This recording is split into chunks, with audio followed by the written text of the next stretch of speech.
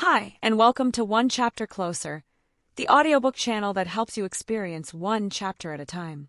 Whether you're here to relax, learn, or enjoy great stories, you're in the right place. Let's dive into today's chapter and take one step closer to the end of the book. Application number 2. Toasts that tantalize. And tributes and introductions. 2. Key insight. Toasts, tributes, and introductions are some of the most common instances of spontaneous speaking out there. Whether it's at product launches, panels, weddings, quinceañeras, funerals, or luncheons, we often must speak up to mark life events, celebrate accomplishments, and introduce others. Almost reflexively, most of us focus in the moment on how others are perceiving us. Yet, these situations aren't about us at all. The whole point of these public moments is to say something meaningful about others, whether they are individuals, teams, or organizations. To help break our habit of focusing on our own worries and needs, we can think of toasts, tributes, and introductions as gifts we bestow on our audience and the people or groups we are acknowledging. Just as we consider what kinds of tangible gifts people might like, want, or need, something similar holds for our spoken gifts. Our focus on our recipients leads us to consider the best way to package our gift, and that in turn prompts us to think about structure. After all, we want others to access our gifts without much effort. We want them to enjoy our verbal offerings and to remember them.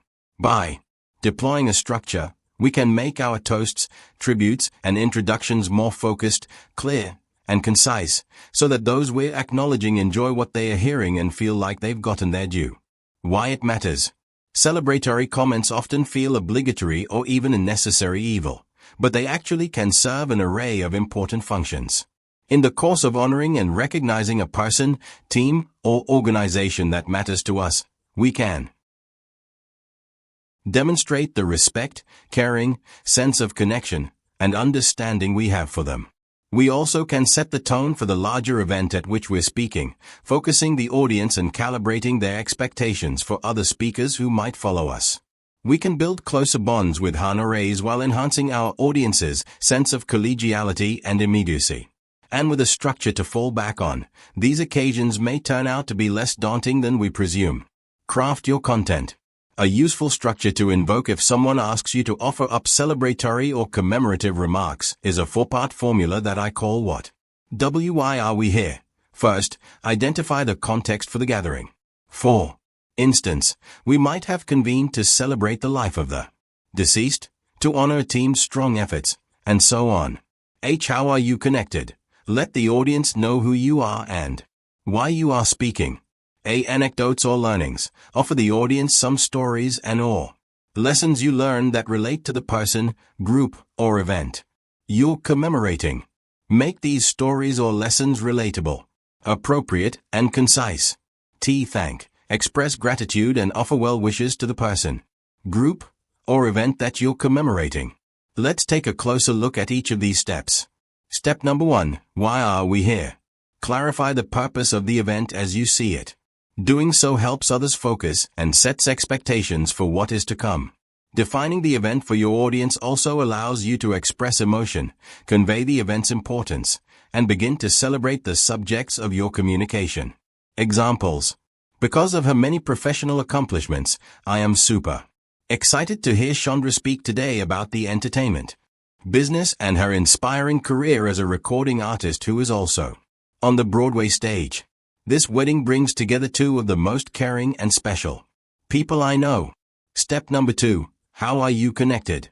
Often, some of your listeners won't know who you are or what your role in the event is. Take a moment to share the nature of your relationship to those whom you're commemorating. Doing so can also allow you to slip in some background information about the subject of your talk and perhaps even a bit of humor. Examples. Chandra and I studied voice together at Juilliard for 6 pivotal months and eventually recorded our first album together way back in 1994. Not only have I known both of the soon-to-be newlyweds for over a decade, but I was the one who introduced them at, of all places, a Star Trek convention. Who knew that a Klingon and a Romulan would fall in love and get married? Step number 3. Anecdotes or learnings. Now you share the bulk of your engaging content, including humor, emotion, and lessons learned.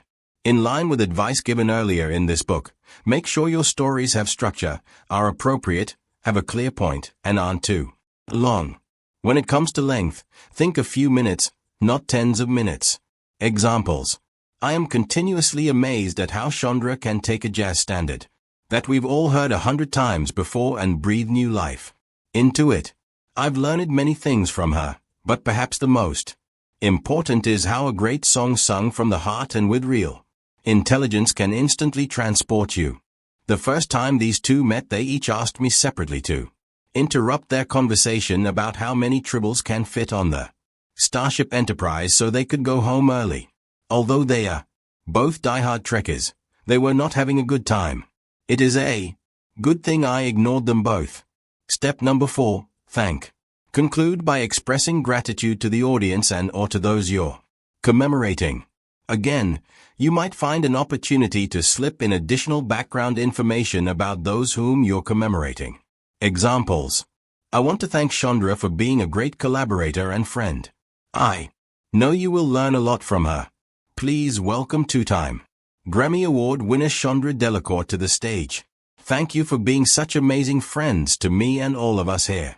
We all wish you the best as you boldly go into this new phase of your relationship and life. Refine your remarks. We've all suffered through bad toasts, tributes, and introductions. Not only can they dampen the mood, they also can denigrate and damage the reputation of everyone involved. We can't always anticipate how others will receive what we say. Still, by leveraging the following guidelines, we can improve the odds that our comments will have the positive impact we desire. Tip number 1. Be brief and to the point. Long toasts, tributes, or introductions are usually bad ones. Trying to cover too many topics reduces the impact of your remarks. When you are one of many speakers, think about your remarks in the context of the event as a whole. The audience will become restless if each speaker takes up too much time, gives remarks that feel unfocused or too broad, or repeats the same material. I have yet to hear someone complain that a commemoration of someone else was too short. Share only enough information to appropriately honor those involved, given the context in which you're speaking. A good tribute succinctly and memorably acknowledges what makes the subject of the tribute special, and that's all it does. Tip number 2. Prepare to be emotional. In many cases, toasts, tributes, and introductions elicit strong emotions, both positive, in the case of weddings, graduations, bar mitzvahs, or quinceañeras, and negative, divorces, funerals, retirements. Consider how you might respond in these situations if your emotions begin to flow. If you anticipate losing control, make a plan ahead of time with someone who might step in should you need them. Alternatively, be prepared yourself to jump to a closing line so you can step aside. While tempting, reading from notes on paper or a phone can often make things worse when you are highly emotional. It is easy to get distracted and it can cause you to disconnect from your audience. Think, too, about your audience's emotional state and tailor your remarks to them as best you can. If you're at a wedding and you're expected to channel love for the newly betrothed, will other emotions peek through in a story you might think to tell? Similarly, is now the time to chime in with some salty humor that might turn off some audience members? Be mindful about appropriate ways you might express emotion publicly given your relationship to the person or people being celebrated and the breadth of guests who will be in attendance. Audiences at a corporate event celebrating a product launch will usually expect a project manager to show more emotion than a senior leader. After all, the project manager was much more intimately involved with the team that did the work. A senior leader who seemed overly moved might come across as inauthentic or even a bit odd. Reflect for a quick moment on what you mean to the person being celebrated and what audiences expect you to mean to them. Be sure to stay in bounds. Tip number 3. Be vigilant about shining the spotlight away from you. When you're telling a story about the person you're commemorating, keep details about yourself and your own involvement to a minimum. Refrain from saying too much about what you think. A good way to assess how you are doing in this respect is to notice whether you're using the word I a lot in your remarks. If you are, then see if you might return the focus to the subject of your communication. Tip number 4. Make your anecdotes accessible and appropriate. No one likes to feel left out. Avoid stories that only a few people in the audience will understand and appreciate. Make sure the content of your stories and any curse words you use are appropriate for your audience. If you feel it necessary or desirable to use a piece of jargon or an acronym, briefly explain the term to your audience by way of background. Tip number 5. Strive for unity. The world is increasingly polarized, and many people hold passionate views. Since you likely seek to forge deeper relationships and connections, public remarks meant to honor another person or group are a time to seek out common ground. Offer commentary that everyone in your audience can support, without compromising your own values. This might seem challenging, but it's my experience that middle ground almost always exists when you search earnestly for it. Suppose you find yourself celebrating a team's successful merger. If this team is led by a manager whose approach and political beliefs run counter to yours, you can focus on how this team reflected your corporate values rather than the manager's personal ones. This speech might not be the right opportunity to needle that manager for their approach or beliefs. If you simply cannot avoid it or would feel disingenuous giving a speech that did not address the differences, then perhaps you should suggest that someone else give the remarks.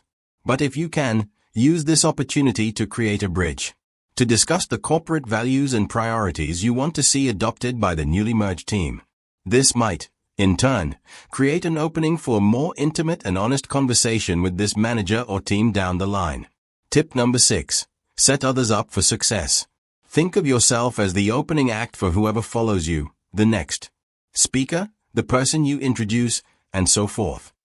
Try your best to set them up for success. I often refer to this as clearing the runway so those who follow you can enjoy a smooth and timely takeoff. Provide logistics, agenda, and housekeeping information. End your comments on a positive note, leaving people engaged and excited for what is next. Imagine how you would like someone to introduce you, and do the same. You might say, in advance of formally introducing the next speaker, Juana has lots of interesting things to say. Before I introduce her, I wanted to let you know that we will be providing notes of what she discusses after the talk, and we'll have some drinks and light snacks in the bar area tonight after we conclude. Application in action. Toasts, tributes, and introductions can vary depending on a number of factors, such as whether the person you're commemorating has authority over you, whether you're at a professional or personal event, and whether what you're commemorating is a happy or sad occasion. The following scenarios suggest how you might put the what formula to good use. Scenario number 1. You're addressing your team of about a dozen people, introducing them to 2 senior leaders from the corporate office. A possible response. Cy and Jean have flown in to spend some time with our team. W. I have worked for them over the past 3 years and am excited for us to get some time with both of them in person. H. The last time Cy and Jean were here, we were able to review our plans for the quarter and prioritize our efforts.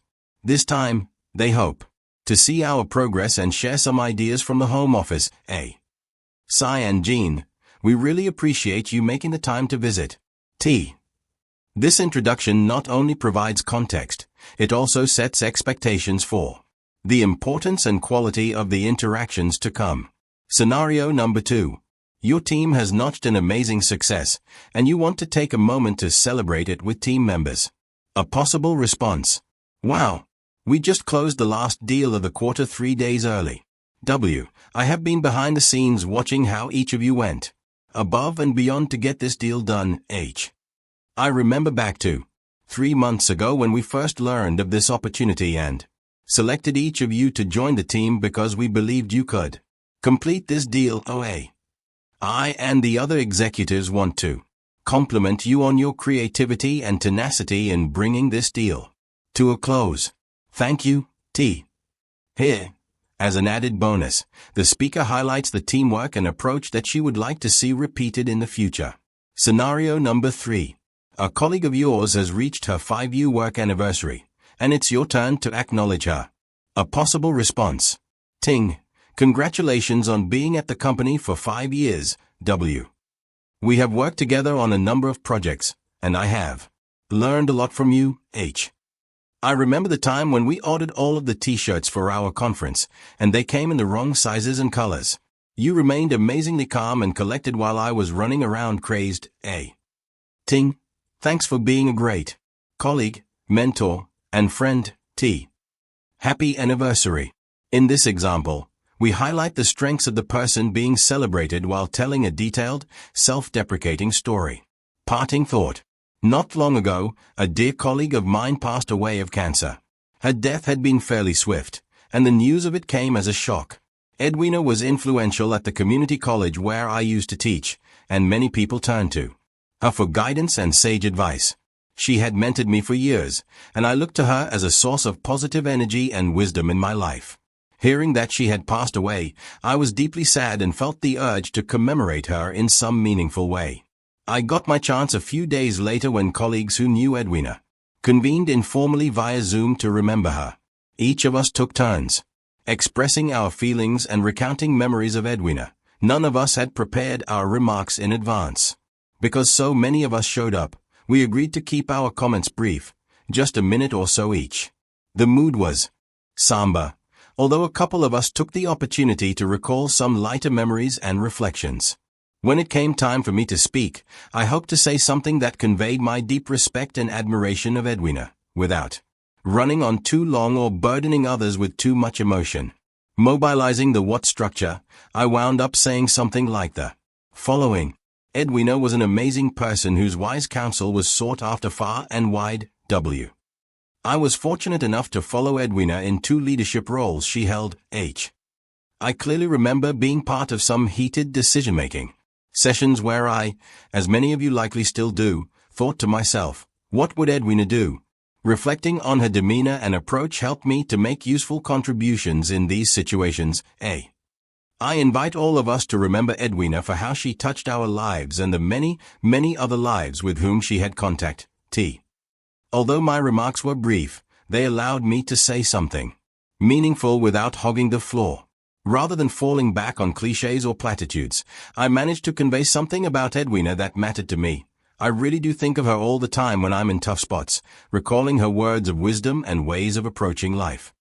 The anecdote I gave was appropriate given that the audience was a mix of close colleagues, direct reports, and supervisors, and my message set others up for success by inviting them to share their own thoughts about how Edwina had impacted us. Having a structure to fall back on wasn't make or break in this situation. I probably would have done okay without it. But a structure did help me stay focused and prevent my emotions from distracting me. I hope you'll find success with the what structure, and that you'll also start to think of commemorating others as a gift you give rather than a burdensome chore. Life is short, and when it comes down to it, the gifts of meaning that we give are among the most important and satisfying, not just for others, but also for ourselves. Thank you for listening to this chapter on One Chapter Closer. Congratulations on being one step closer to completing the book. Don't forget to check out our channel for more specially curated audiobooks. If you enjoyed this, please like, share, and subscribe to stay updated on new releases. See you in the next chapter.